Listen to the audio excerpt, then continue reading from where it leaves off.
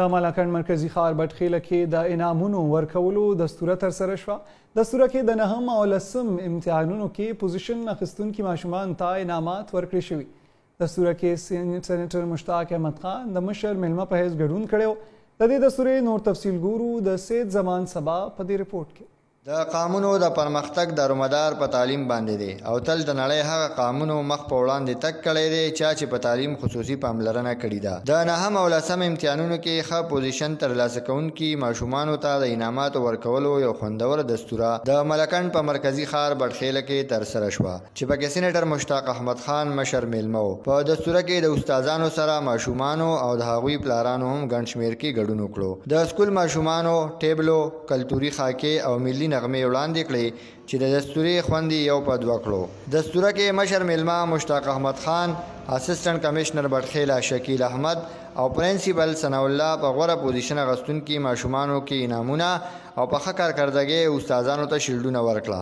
نن دا پروګرام چې کوم زموږ و نو موږ چې موږ د خپل ماشومان چې دي دا انکریج کړو چې را روان وخت کې دو د ښه نه ښه مقابله وکړو. په دې کې زموږ سره د پیرنټس ډېر غټ لاسو چې کله موږ د امتحان د دې ماشومانو و نو موږ چونکې د دې نقل نه خلاف یو او ماشومان نقل ته نه پرېږدو نو په دې کې پیرنټس زموږ سره شانه بشانه ولاړ ول.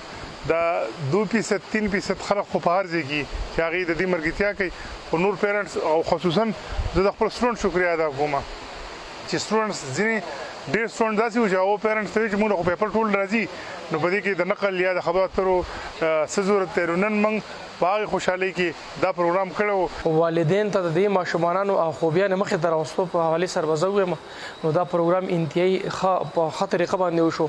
دې کې پیرنټس هم انتهایي خوشحاله شو، ماشومان هم خوشحاله شو، ټیچر ته هم هغه میلاو شو چې یاره زموږ چې کم محنت کړو په وړو باندې د هغې سیله موږ ته میلاو شوه. شپږ سوه پیرنټس او ماشومان چې کوم دي په دې پروګرام کې چې هغوی شرکت وکړو. میندې هم پکې راغلې وي، خویندې هم پکې راغلې وي، وروڼه پکې راغلي وو. مطلب دا چې څوک په چا باندې څومره خوشحالېدل هغه ټول راغلي او ماشومان هم ډېر زیات انجوی کوو، موږ هم ډېر زیات انجوی کوو. چې د سټوډنټ موټیویټ شي او د دوی کې دا جذبه پیدا شي چې یاره موږ مخکې هم تللی شو. یوازې صرف مارکس اخیستل نه دي، لکه تاسو ګورئ زموږ وړو ډېرې مارکس به هم اخیستلي خو زموږ شاته د یو سیسټم هم دی په هغې کې موږ د هغوی د ډسپلین، د هغوی د کیریکټر بلډینګ دا ټول څیزونه په دې کې موږ مانیټر کوو او دا ابزرو کوو چې آیا زموږ دا سیسټم چې دی په ټریک باندې دی او که دا نه دی.